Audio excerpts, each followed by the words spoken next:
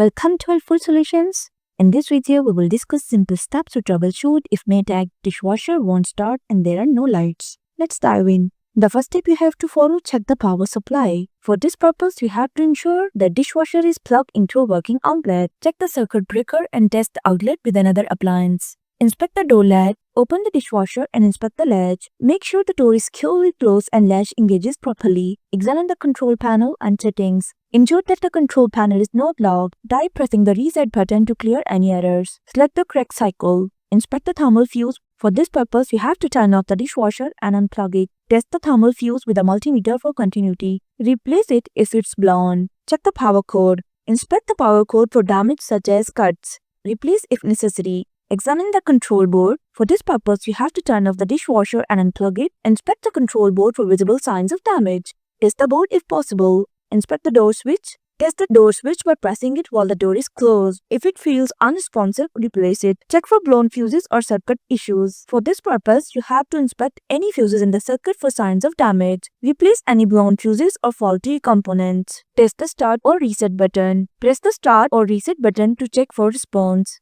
If the button is stuck or unresponsive, it may need replacing. Contact Maytag support. If the issue persists after troubleshooting, contact Maytag support for further assistance. And there you have it. If you found my video helpful, please like, share and subscribe to my channel for more practical tips. Thanks for watching.